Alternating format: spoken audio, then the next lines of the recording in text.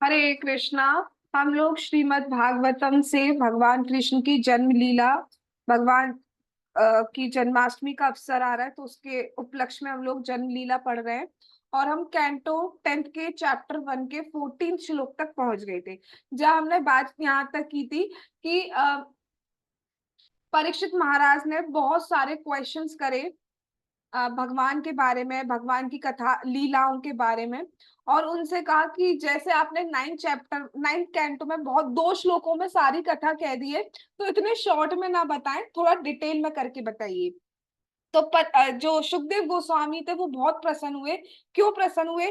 क्योंकि ऐसे क्वेश्चनों से क्या होता है, भगवान की कथा निकलती है। और भगवान की कथा वास्तव में क्या है, जगत का मंगल करती है। इसलिए सुखदेव गोस्वामी बहुत प्रसन्न हुए और उन्होंने उनका धन्यवाद दिया। धन्यवाद क्यों दिया?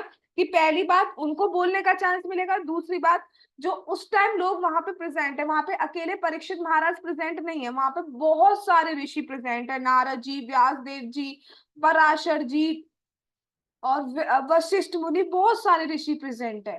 ठीक है, और उन सबको सुनने को मिलेगा। और उसके अलावा हम जैसे बाद में जो आने वाले लोग हैं उनको भी सुनने को मिलेगा। इसलिए भगवान की कथा जगत का मंगल करती है।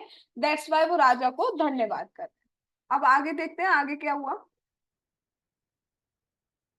श्री शुका वाचा सम्यक व्यवसिता बुद्धि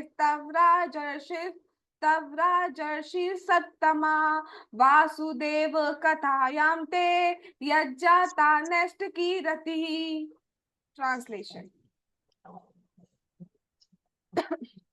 श्रील सुखदेव गोस्वामी के ने कहा, हे राजऋषियों में श्रेष्ठ, चूंकि आप वासुदेव की कथाओं के प्रति अत्यधिक आकृष्ट हैं, अतः निश्चित रूप से आपकी बुद्धि आध्यात्मिक ज्ञान में स्थिर है, जो मानवता का एकमात्र असली लक्ष्य है। चूंकि यह आकर्षण अनवरत रहता है, अतएव निश्चित रूप से उत्कृष्ट है। तो यहाँ पे सुखदेव गोस्वामी परीक्षित महाराज को राज ऋषि कह रहे हैं। राज ऋषि क्या कह रहे हैं, इसके बहुत सारे अर्थ आचार्य बताते हैं। पहली बात कि राज ऋषियों में आप श्रेष्ठ हैं, मतलब ऐसे राजा जो भक्त है उनमें आप सर्वश्रेष्ठ हैं।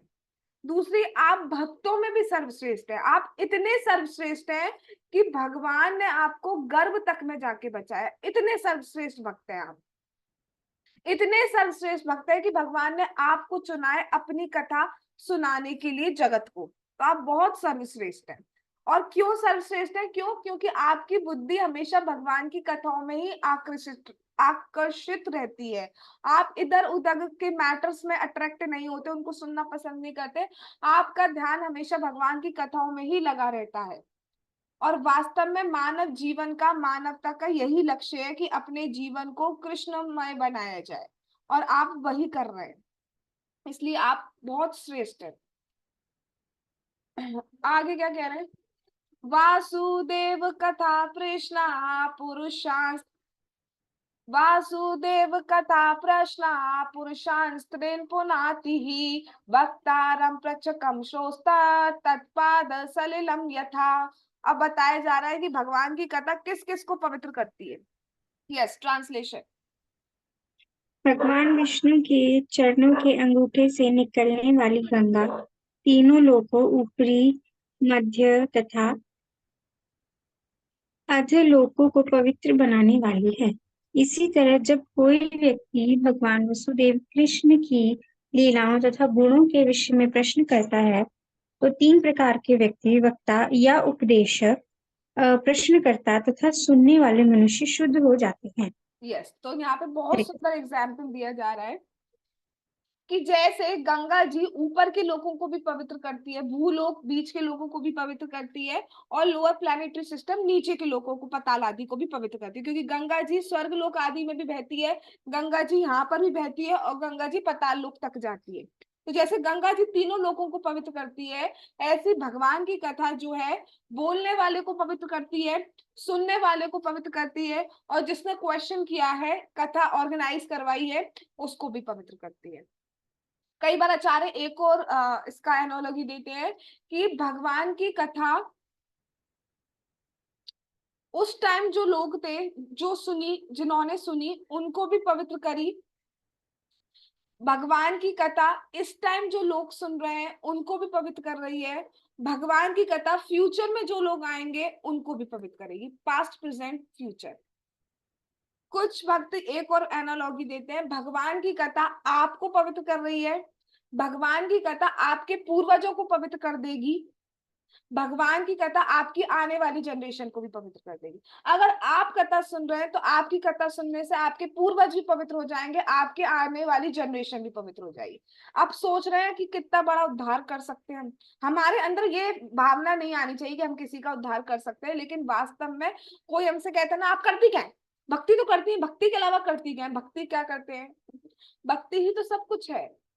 घर में अगर कोई कहे तुम करती क्या हो, तुमने मेरे लिए किया क्या तो उन्हें नहीं पता कि हम उनके लिए कर क्या रहे हैं। अब उनसे ये मत कहने बैठ जाना किसी से भी कि हम आपको नहीं पता, आपको नहीं पता किस पीढ़ियों का उद्धार कर रहे हैं, वो नहीं समझ पाएंगे।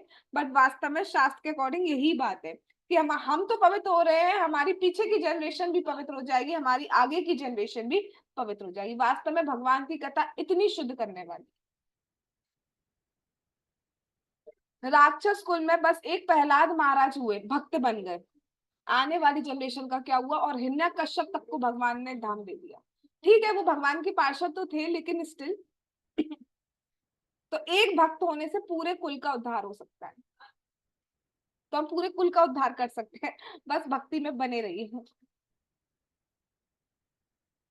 आगे क्या कह रहे हैं, भूमि दृप्त नृप व्याजा दैत्यानिक शतायुतये आक्रांता भूरि भारेणा ब्रह्मांडम शरणम ययो। अब यहाँ से फाइनली भगवान की कथा स्टार्ट हो रही है। यस पढ़िए। एक बार माता पृथ्वी राजाओं के देश में गर्वित लाखों असुरों की सेना से बोझिल हो उठी, तो वह इससे छुटकारा पाने के लिए ब्रह्मा के पास गई। तो एक बार की कथा स्टार्ट की जा रही है। एक बार क्या हुआ, जो पृथ्वी देवी है, पृथ्वी जो है हम तो सोचते हैं बस ये पृथ्वी है, वास्तव में पृथ्वी एक देवी है। ठीक है, पर्सनैलिटी, जैसे गंगा, गंगा रिवर फॉर्म में भी है, लेकिन गंगा की भी एक देवी है, अधिष्ठात्री देवी है। ऐसी पृथ्वी तो ये है ही, लेकिन इनकी भी एक अधिष्ठात्री देवी है। तो जब यहाँ पे बहुत पाप बढ़ता है, वैसे जो भू देवी है, धरा देवी है, वो भगवान नारायण की, भगवान विष्णु की पत्नी भी है। तो वास्तव में पृथ्वी माता दो रीजन की वजह से बोझिल हो जाती है। पहला, जब बहुत टाइम हो जाता है भगवान से अलग हुए, पति हैं तो भगवान से अलग हुए जब बहुत टाइम हो जाता है, तो बट ऑब्वियसली बात है कि स्त्री को अपने पति की याद आएगी। ठीक है, तो पहला रीजन ये, और दूसरा रीजन ये बताया जाता है कि इस भू पर पाप बहुत बढ़ गया था।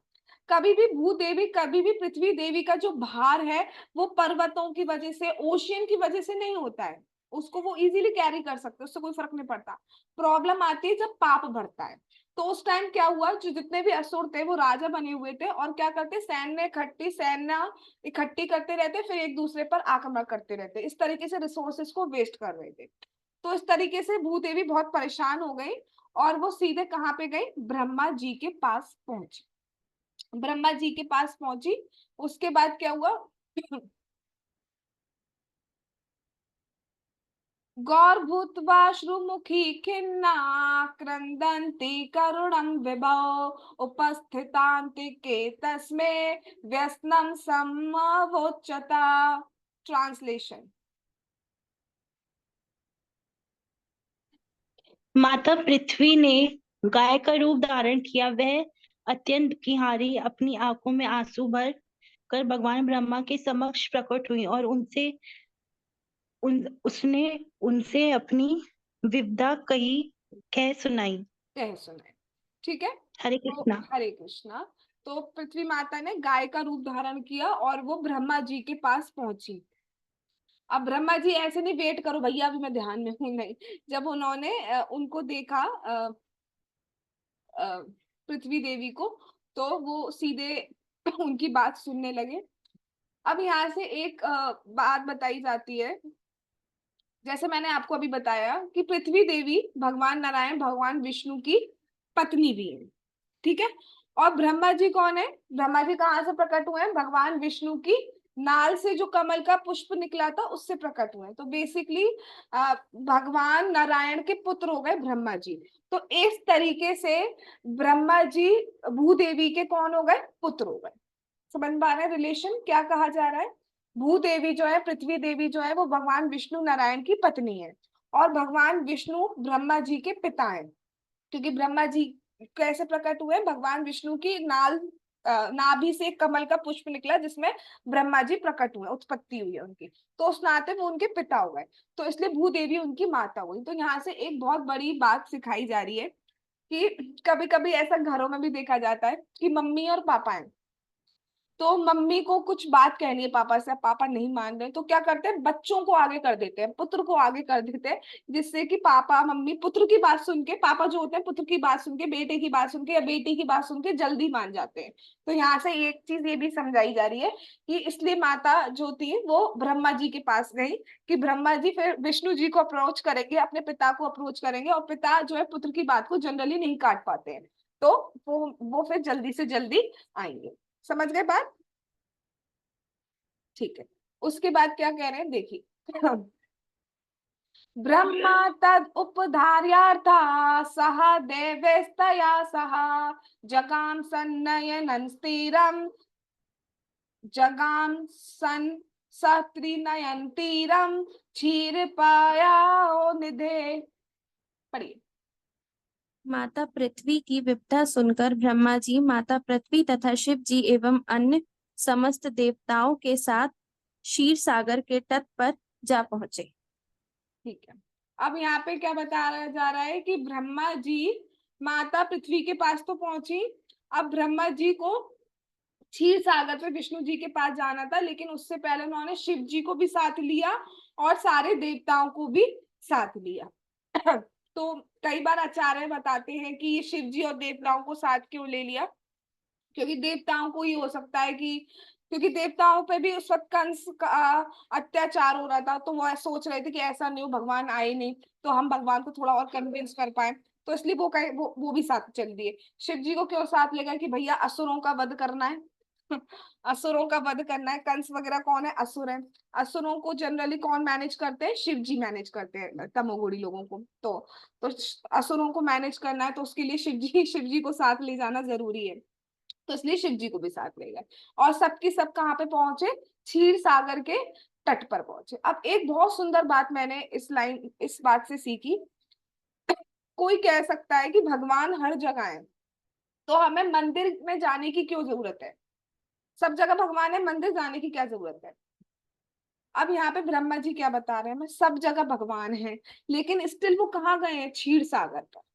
भगवान सब जगह है, लेकिन जब भगवान टेम्पल में होते हैं, मंदिर में होते हैं ना, तो वो उस भाव में कि सीधे मेरे सामने आओ, दर्शन करो, मैं हेल्प करूं। भगवान हर जगह प्रेजेंट है। अब हर जगह पानी भी प्रेजेंट है, लेकिन जब हमें पानी पीना होता है तो हम ग्लास में लेके पानी पीते हैं।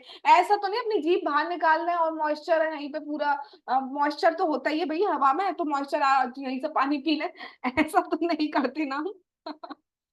ठीक है। तो भगवान ऑल दो हाँ सब जगह प्रेजेंट है, लेकिन टेम्पल में जब हम देखते हैं उन्हें, और भगवान भी हमें देखते हैं, ओनली हम भगवान का दर्शन नहीं करते हैं, भगवान भी हमारा दर्शन करते हैं। हमारा मन भली भगवान का दर्शन करते टाइम इधर उधर जा सकता है, लेकिन भगवान का मन नहीं जाता। भगवान का मन पूरा का पूरा हम में होता है। और ऐसा नहीं है कि 2 लोग हैं मंदिर में तो ध्यान दे पा रहे हैं और 2 लाख लोग आ गए तो ध्यान नहीं दे पाएंगे। भगवान 2 लाख आ जाए, 20 लाख आ जाए, 2 करोड़ आ जाए, जितने भी आ जाए, सब पर इंडिविजुअली भगवान देख सकते हैं। तो यहाँ से ब्रह्मा जी हमें शिक्षा दे रहे हैं कि हमें जाना चाहिए मंदिर।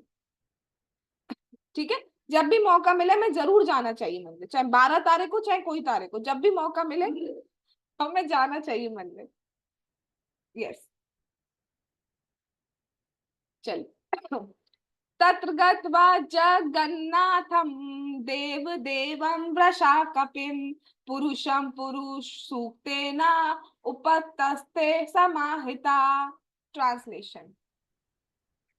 क्षीर सागर के तट पर पहुंचकर सारे देवताओं ने समस्त ब्रह्मांड के स्वामी, समस्त देवताओं के परम ईश तथा हर एक का पालन करने वाले और उनके दुखों को दूर करने वाले भगवान विष्णु की पूजा की।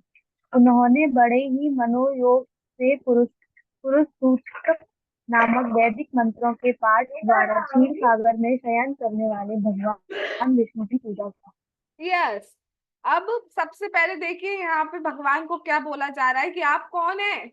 आप जगत के नाथ हैं, आप जगन्नाथ हैं, आप हमारी रक्षा नहीं करेंगे तो कौन करेंगे। अब यहाँ से हमें एक और शिक्षा मिल रही है कि जब भी हम भगवान का दर्शन करें, मंदिर जाएं, तो सीधे अपनी प्रॉब्लम्स को लेके ना बैठ जाएं। यहाँ पर ये सब गए, सारे देवता गए, ब्रह्मा जी गए, तो सीधे प्रॉब्लम नहीं बताने लगे भगवान को। भगवान को सब पता होता है, लेकिन फिर भी बताएंगे ये भी प्रॉब्लम, लेकिन सीधे प्रॉब्लम बताना स्टार्ट नहीं करना चाहिए। सबसे पहले हमें भगवान की स्तुति करनी चाहिए, भगवान की पूजा करनी चाहिए। ये ही एक प्रोसेस है, एक जेन्युइन प्रोसेस है। जैसे भगवान को से कुछ मांगना है तो सबसे पहले आपको स्तुति करनी चाहिए, भगवान सीधे मांगना नहीं चाहिए। वैसे तो मांगना नहीं चाहिए, लेकिन फिर भी चले मांग रहे हैं, हमें कोई प्रॉब्लम आ रही है, उनसे नहीं कहेंगे तो किससे कहेंगे, तो ठीक है मांगिए, लेकिन लेकिन पहले हमें क्या करनी है, स्तुति करनी है भगवान की। तो यहाँ पे बता रहे हैं कि पुरुष सूक्त नामक वैदिक मंत्र के द्वारा उन्होंने भगवान की स्तुति की, भगवान की पूजा की। ठीक है जी, चलिए आगे चलते हैं। फिर क्या हुआ, फिर बहुत कुछ हुआ। गिरं समाधो गगने समीरिता निशाम्य वेदास्त्रिदशानुवाचः गां पौरुषिं मे श्रुतामरा पुनः विधीयतामाशु तथैव माचिरम्। ट्रांसलेशन। हरे कृष्णा मैम। हरे कृष्णा। ब्रह्मा जी जब समाधि में थे, भगवान विष्णु के शब्दों को आकाश में ध्वनित होते सुना। तब उन्होंने देवताओं से कहा, अरे देवताओं, मुझसे परम पुरुष क्षीरोदक्षाई विष्णु का आदेश सुनो और बिना देर लगाए उसे ध्यानपूर्वक पूरा कर। हरे कृष्ण। हरे कृष्णा। अब क्या हुआ, सब स्तुति कर रहे थे, फिर ब्रह्मा जी ध्यान में थे, भगवान का ध्यान कर रहे थे। उस समय एक आवाज हुई जो सिर्फ ब्रह्मा जी को सुनाई थी और किसी को भी नहीं सुनाई थी। सिर्फ ब्रह्मा जी को वो जो भगवान की आवाज थी वो सुनाई दी। भगवान का ध्यान कर रहे थे ब्रह्मा जी, तो उनको भगवान की आवाज सुनाई दी। ठीक है, और जब उन्होंने भगवान ने ब्रह्मा जी को आदेश दे दिया, उनको इंस्ट्रक्शन दे दिया, उनको बता दिया क्या करना है क्या नहीं करना है, उसके बाद भगवान अंतर्ध्यान हो गई, या भगवान की जो वाणी थी वो अंतर्ध्यान हो गई। तो उसके बाद क्या हुआ, जो ब्रह्मा जी थे उन्होंने सारे देवताओं को एड्रेस किया, उनको बताया कि उनको क्या सुनाई दिया है। तो क्या कहते हैं ब्रह्मा जी, अरे देवताओं, मुझे भगवान का आदेश सुनो और बिल्कुल ध्यान से सुनो कि भगवान ने क्या कहा है। तो क्या कहा है देखिए, क्या कहते हैं भगवान।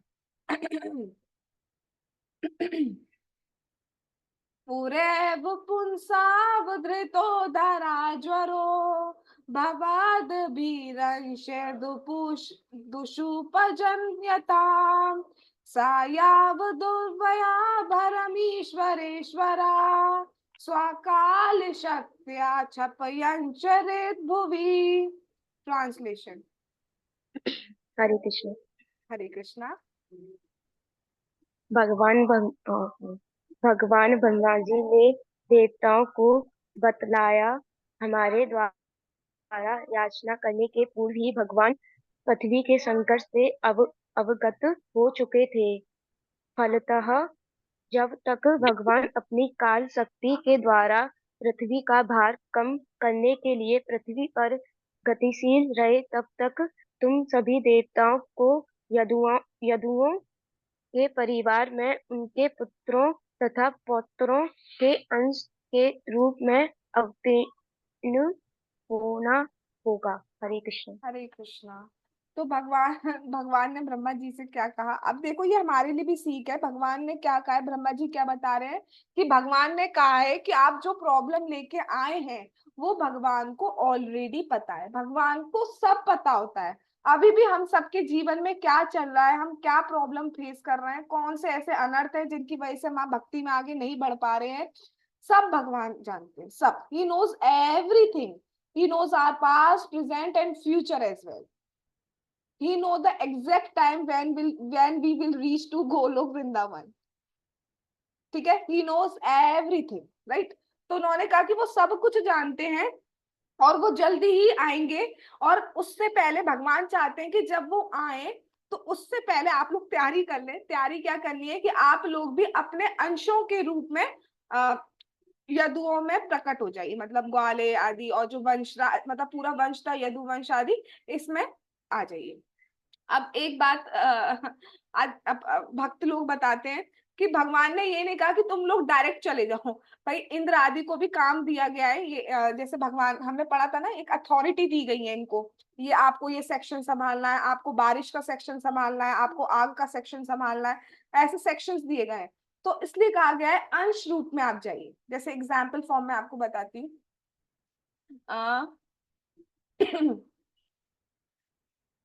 जो अर्जुन है उनमें इंद्र का अंश है,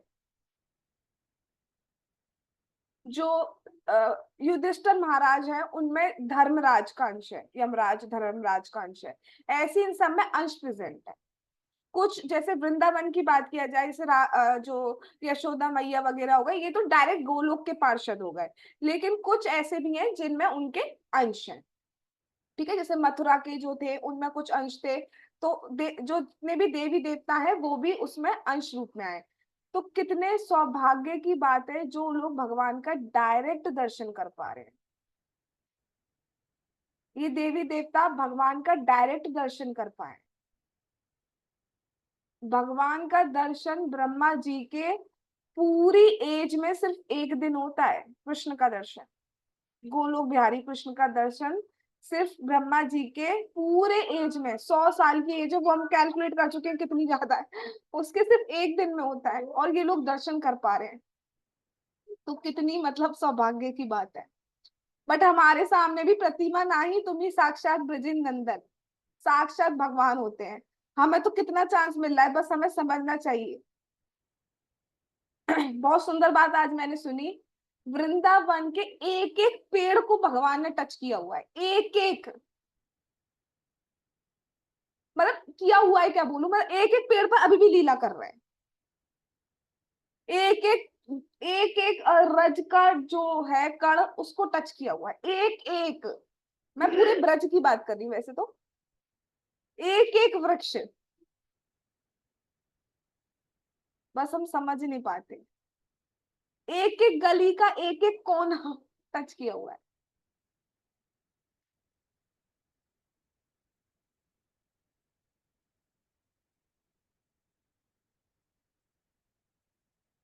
चलिए आगे चलते हैं।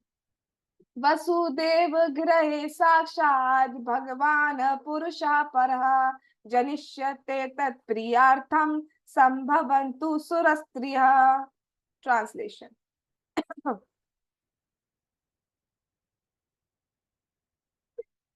यस। जी एक मिनट। हरे कृष्णा। हरे सर्व कृष्णा। शक्तिमान भगवान कृष्ण वासुदेव के पुत्र में स्वयं प्रकट होंगे, अतः देवताओं की सारी स्त्रियों को भी उन्हें प्रसन्न करने के लिए प्रकट होना चाहिए। ये पहले बच्चे हैं भगवान, जो पहले से बोल दे रहे हैं कि मैं किस घर में पैदा होऊंगा। पहले से बता दे रहे कौन फैमिली है मेरी, कौन पापा मम्मी है मेरे, तो पहले से कह दिया है भगवान ने, भाई वसुदेव के घर में मैं प्रकट होऊंगा। ठीक है, और फिर कह रहे हैं कि जो देवताओं के अंश तो जा रहे हैं, उनकी स्त्री जो है देवताओं की, वो भी जाए। तो भगवान की जो गोपियां हैं, तो कुछ गोपियां तो डायरेक्ट गोलोक वाली हैं, कुछ ऐसी भी हैं जो भगवान की पूजा करती थी। तो इसलिए वो कोई साधारण नहीं है, इसलिए भगवान की लीलाओं को ना साधारण नहीं समझना चाहिए। वासुदेव कलानंता सहस्त्र वदना स्वराट, अग्रतो भविता देवो हरे प्रिया चिकीर्षया। ट्रांसलेशन। सबसे अग्रणी स्वरूप संकर्षण है, जो अनंत कहलाता है। वह इस भौतिक जगत में सारे अवतारों का उद्गम है। भगवान कृष्ण के प्राकट्य के पूर्व यह आदि संकर्षण कृष्ण को उनकी दिव्य लीलाओं में प्रसन्न करने के लिए बलदेव के रूप में प्रकट होगा। हरे कृष्ण। हरे कृष्णा। तो यहाँ पर क्या बताया जा रहा है कि कृष्ण से पहले कौन प्रकट होंगे, कृष्ण के भाई बलदेव जी जो हैं, जो कि संकर्षण है, अनंत भी कहलाते हैं, वो प्रकट होंगे। अब क्या बोला जा रहा है, पहले तो इस पे बात सुनिए। जब भगवान राम आए और जो संकर्षण जी थे वो लक्ष्मण जी रूप में आए, ठीक है, और वो भगवान के छोटे भाई बन के आए। तो रामलीला में ऐसा हुआ कि लक्ष्मण जी कुछ कुछ बातों पे राम जी से एग्री नहीं करते थे, लेकिन क्योंकि छोटे भाई थे तो उनको बात माननी पड़ती थी। जैसे कि जब वनवास दिया जा रहा था तो लक्ष्मण जी ने कहा ये ये दशरथ क्या कर रहे हैं, मैं दशरथ को मार दूंगा, राजा तो आप ही बनेंगे। तो भगवान ने उन्हें शांत किया कि क्या कर रहे हो, दशरथ पापा है, ये क्या कर रहे हो तो उनको शांत किया। ऐसी भगवान लक्ष्मण जी बिल्कुल नहीं चाहते थे सीता जी वनवास में जाएं, लेकिन भगवान ने कहा तो फिर चुप रहना पड़ा। ऐसी जब समुद्र के लिए रास्ता चाहिए था तो भगवान राम प्रार्थना कर रहे थे समुद्र देव से कि रास्ता दे दो। भगवान लक्ष्मण जी कहते हैं कि क्या प्रार्थना प्रार्थना लगा रखा है, तीर मारो खत्म करो चले आगे तो वो सहमत नहीं होते थे, लेकिन छोटे भाई थे तो सहना उनको मानना पड़ता था बात। तो इसलिए उन्होंने कहा कि इस बार तो तुमने चला ली, अगली बार मैं बड़ा भाई बनूंगा और मेरी सुनना पड़ेगा। तो इसलिए वो बड़े भाई बन के आए। दूसरी बात यहाँ पे क्या कही जा रही है, वह इस भौतिक जगत में सारे अवतारों के उद्गम है। ये बात क्या कही जा रही है, हम सभी जानते हैं भगवान कृष्ण के प्रथम विस्तार कौन है, बलराम जी। और बलराम जी के बाद कौन आते हैं, चतुर्व्यूह आता है, दैट इज वासुदेव संकर्षण अनिरुद्ध प्रद्युम्न। फिर संकर्षण से नारायण आते हैं, फिर नारायण से द्वितीय चतुर्व्यूह आता है, दैट इज वासुदेव संकर्षण अनिरुद्ध प्रद्युम्न। फिर जो संकर्षण है उनसे महाविष्णु आते हैं, महाविष्णु से गर्भोदक्षाई विष्णु आते हैं, गर्भोदक्षाई से क्षीरोदक्षाई विष्णु आते हैं। तो इसलिए बलराम जी अल्टीमेटली सोर्स हो जाते हैं सारे अवतारों के, तो इसलिए उनको कहा जाता है। ठीक है, गॉट इट।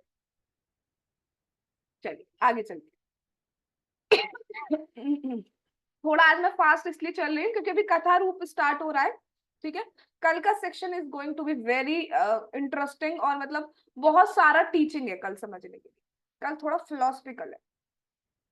विष्णुर्माया भगवती यया सम्मोहितं जगत आदिष्टा प्रभुरांशेना कार्यार्थे संभविष्यति।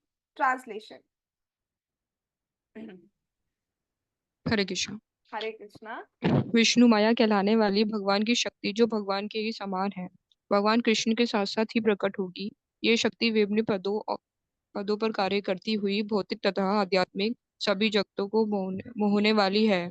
वह अपने स्वामी के आग्रह पर भगवान का कार्य संपन्न करने के लिए अपनी विविध शक्तियों सहित प्रकट होगी। हरे कृष्ण। यस, तो माया शक्ति जो भगवान की बहन प्रकट हुई थी माया शक्ति, वो भी भगवान के साथ प्रकट होंगी, ये बताया जा रहा है। तो भगवान ने सब कुछ डिक्लेयर कर दिया क्या होगा क्या नहीं होगा, बिकॉज ही इज भगवान, उन्हें सब पता है, हम नहीं बता सकते। हम बता पाएंगे रात को क्या होगा। श्री शुका वाचा इत्यादि श्री शुका वाचा इति आदेशमर्गुणान् प्रजापति पतिर्विभु आश्वासे च महिर्गिर्भि स्वधामा परमं ययो। ट्रांसलेशन।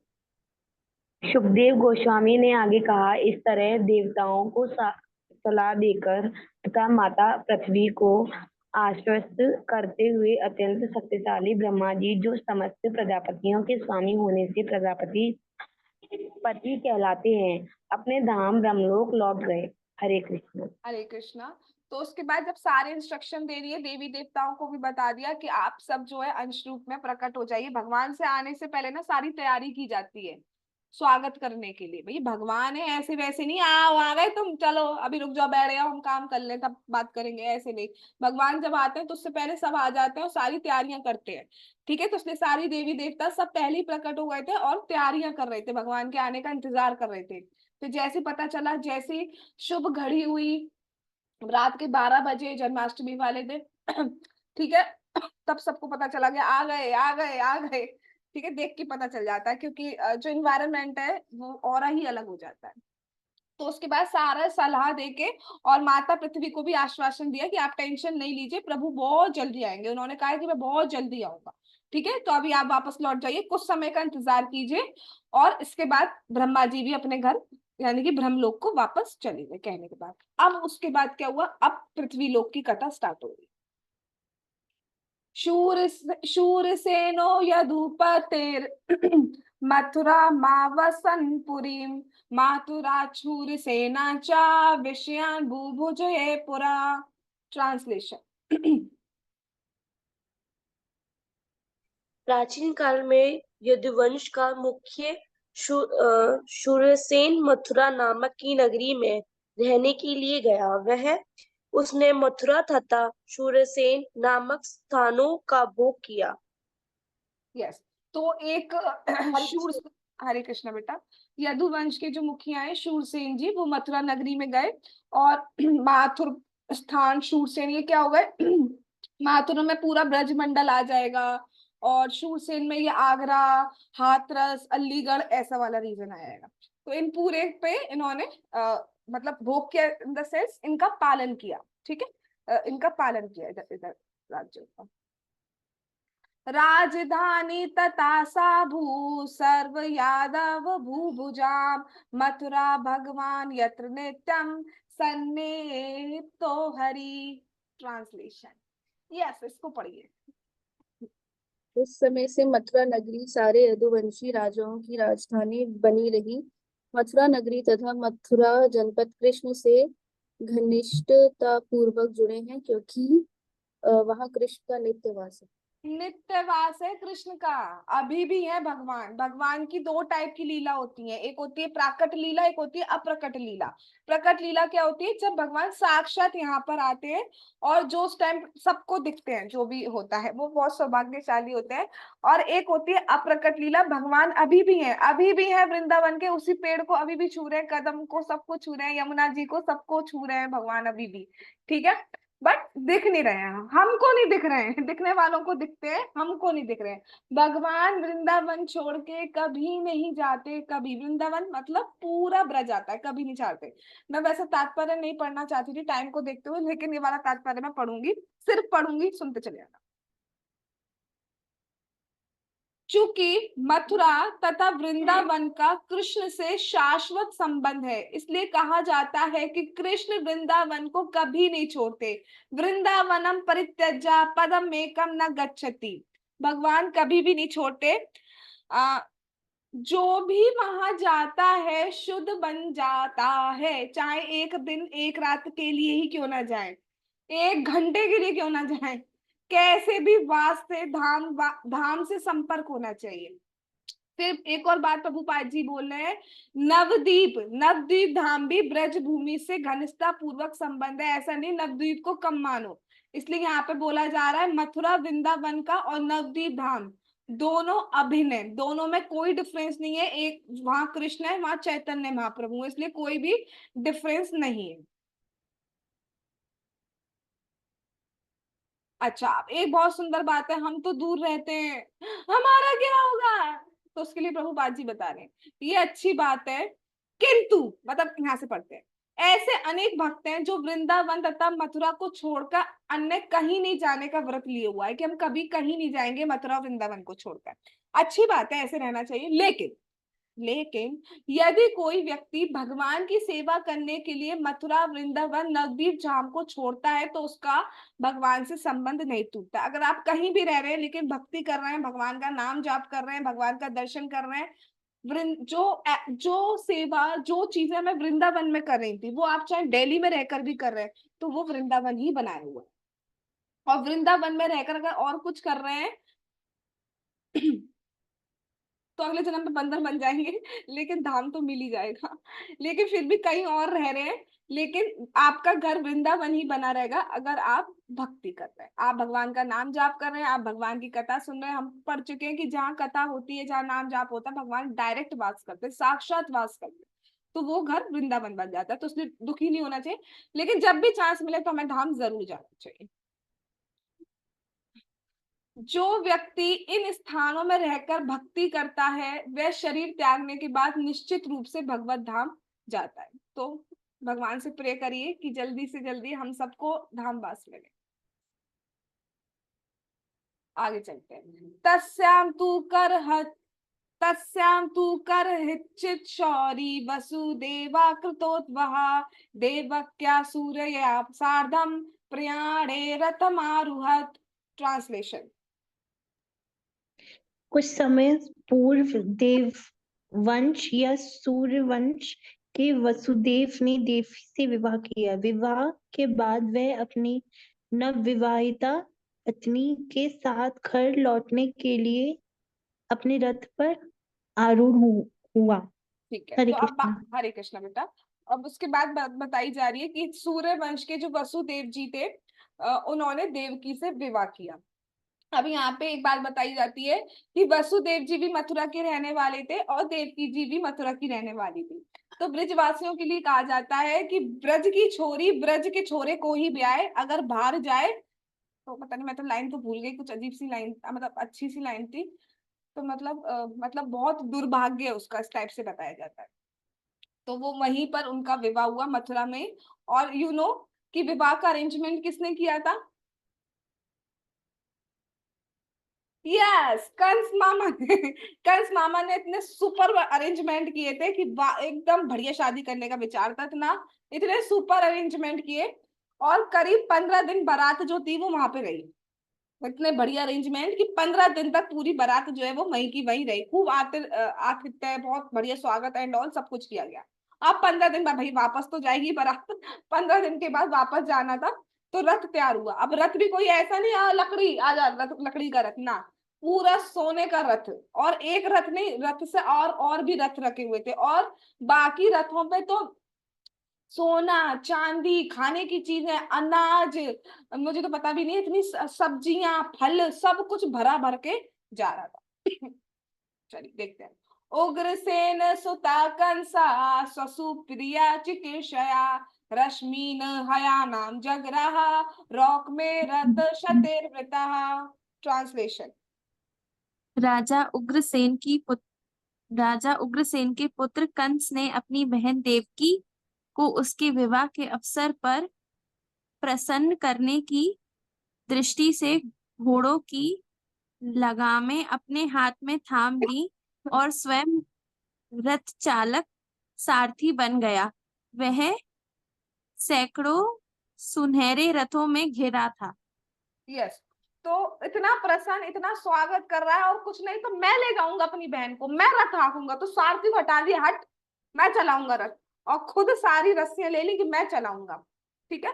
और क्या बताया जा रहा है कि वो जो रथ था वो सोने का बना हुआ था, और उसके आसपास सैकड़ों हजार रथ और थे। फिर क्या हुआ? चतुशतम पारिबर, हम बताया जा रहा है क्या दहेज दिया।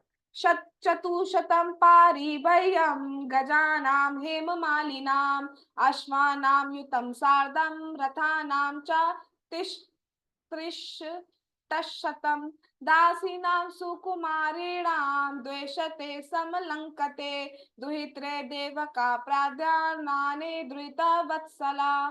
ट्रांसलेशन। देवकी का पिता राजा देवक अपनी पुत्री को अत्यधिक स्नेह था।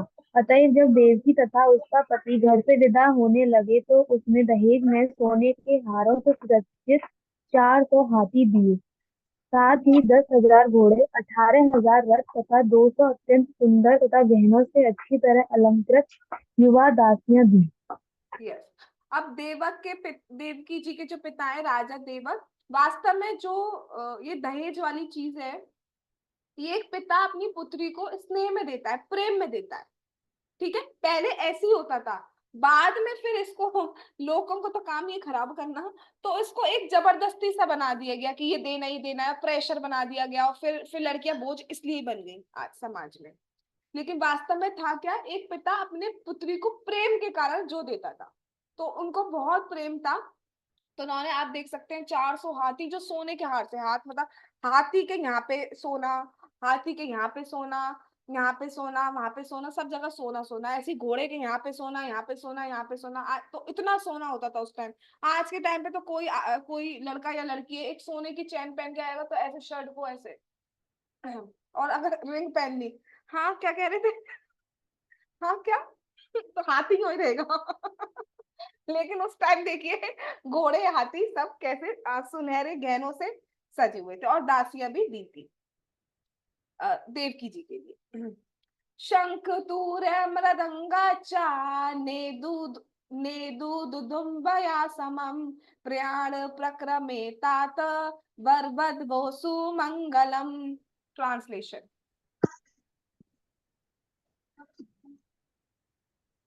हे प्रिय पुत्र महाराज परीक्षित, जब दूल्हा तथा दुल्हन विदा होने लगे तो उनकी शुभ विदाई पर शंख, तुरई, मृदंग तथा नगाड़े एक साथ बजने लगे। हाँ, अब आजकल तो क्या बजता है? डैग। ये बजता है, लेकिन उस टाइम ऐसे नहीं होता था। उस टाइम क्या बजता था? शंख, तुरई, मृदंग, नगाड़े। ये बहुत मंगलमय साउंड होता है, बहुत ऑस्पिशियस साउंड होता है, तो ये बजा जाता था। उसको क्या बोला जाता है? क्या होता है वो? बाजा। यस। तो बाजा बाजा बजना जरूरी होता है। आज भी कुछ कुछ थोड़ा बहुत बाजा बजता तो है, लेकिन अब वैसे बॉलीवुड ये सब कुछ ज्यादा हो गया है। तो चीजें वहीं से चली आ रही है कि जब वो विदा होने लगे तो फिर ये सब बजने लगे। फिर क्या हुआ? अब देखो, अभी तो वो बहना के लिए, बहना इतना प्यार आ रहा था कि मैं रथ चलाऊंगा, सात्विक हटा है, मैं चलाऊंगा रथ। अब देखो अब क्या हुआ। पति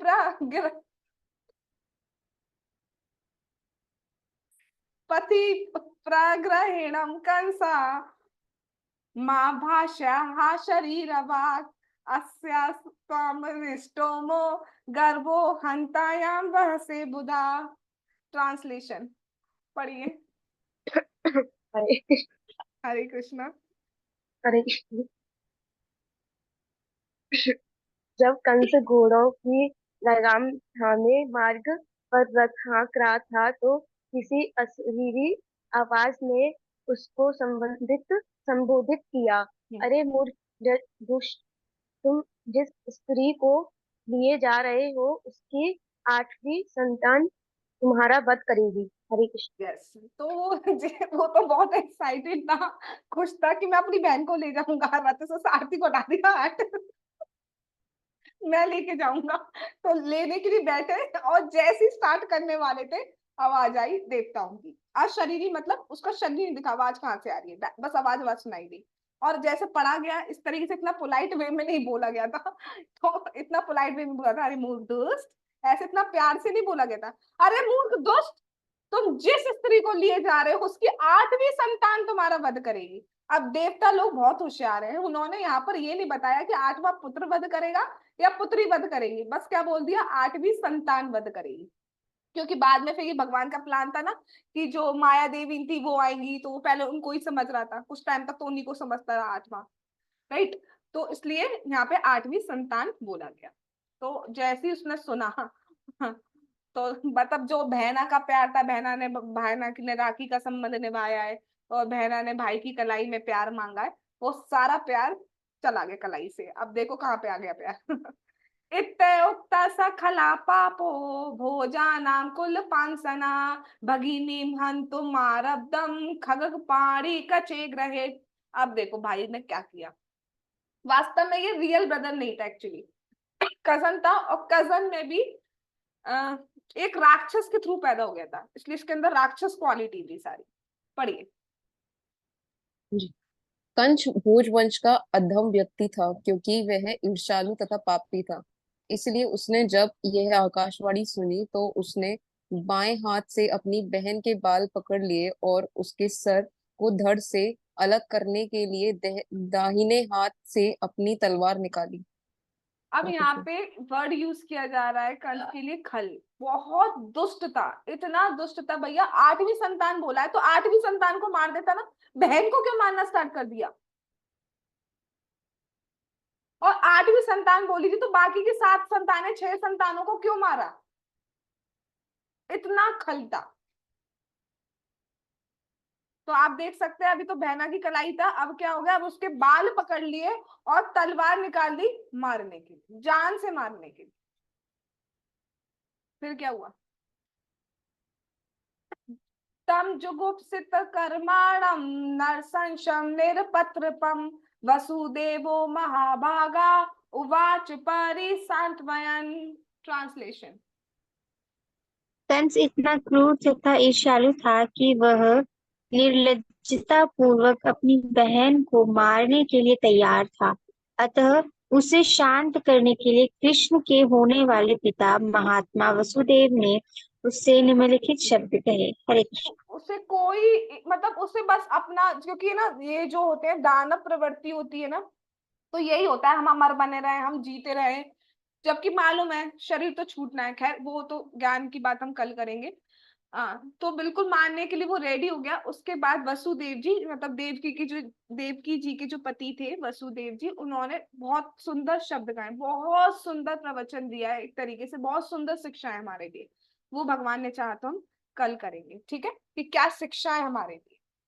जगत गुरु श्रीला प्रभुपाद की जय, श्रीमद् भागवतम महापुराण की जय, कृष्ण जन्म लीला की जय, श्री श्री गौर निताई की जय, श्री श्री कृष्ण बलराम की जय, श्री श्री ललिता विशाखा राधे श्याम की जय, श्री वृंदावन धाम की जय, हरे कृष्ण महामंत्र की जय, श्री जगन्नाथ श्री बलदेव श्री सुभद्रा महारानी की जय, निताई गौर प्रेमानंदे हरि हरि बोल। हरे कृष्ण कृष्ण कृष्ण हरे हरे, हरे राम राम राम हरे हरे। वाञ्छा कल्पतरुभ्यश्च कृपा सिन्धुभैव च पतितानां पावनेभ्यो वैष्णवेभ्यो नमो नमः। All glories to assembled devotees. Hare Krishna. Thanks for coming.